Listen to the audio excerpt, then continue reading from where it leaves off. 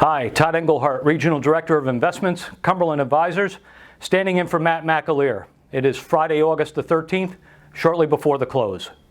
It looks as though the Dow Jones Industrial Average and the S&P 500 are going to finish on a positive note.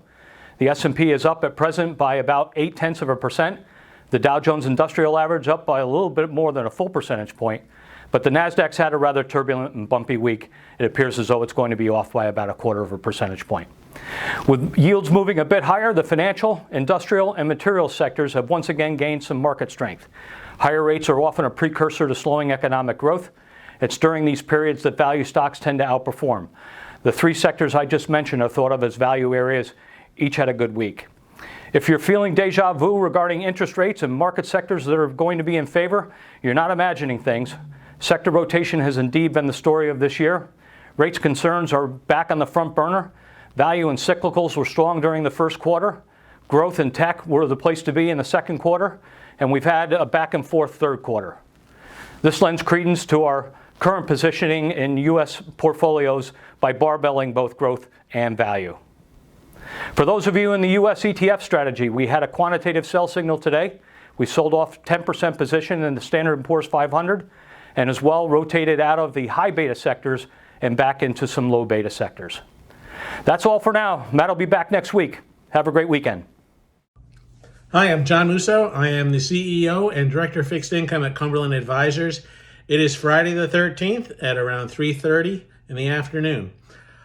In bonds this week, a lot of tug-of-wars. You looked at the 10-year government bond, started the week at a 130 last Friday. It's finishing the week at a 130. Lots of gyrations around with yields dropping lower today. Same thing with the 30-year bond. Started out the week at a 195, got up to a 2, back to a 195. Munis, little change, a little cheaper at the longer end, but not much difference. What's the tug-of-war? Tug-of-war is on a number of different fronts.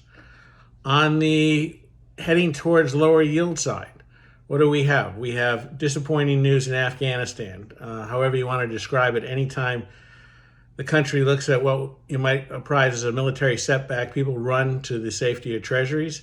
That is what's going on right now there. You look at some of the economic statistics this week, positive, right?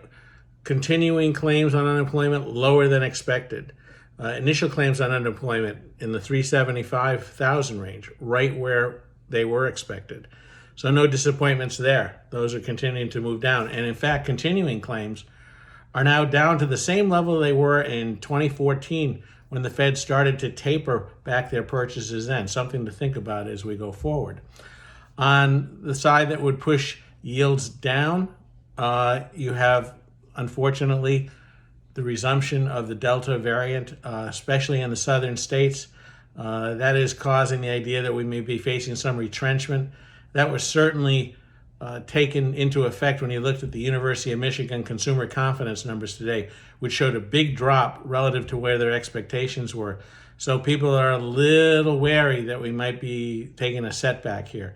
Still to be played out. As we know, most of the people that unfortunately are getting sick are the people that are not vaccinated.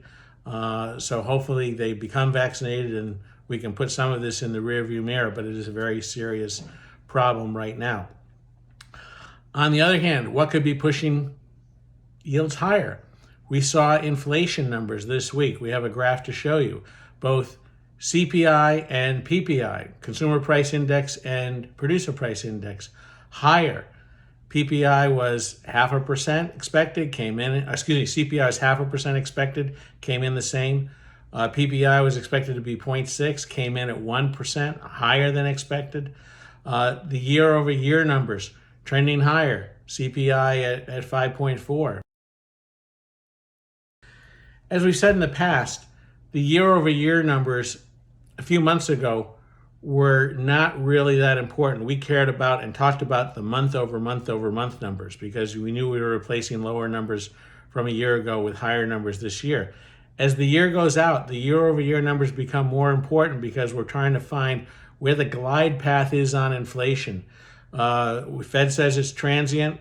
We will find out. We don't know whether that's going to be the case or not.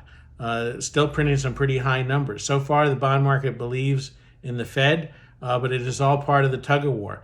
It's pretty clear that if you settle into a pattern where the long-term rate of inflation doesn't settle back to the old numbers of 2, but settles down something closer to 3.5, that range. Hard to imagine that a 10-year government bond stays around a 130, 150, even 2% for a long period of time. There would be some adjustment taking place.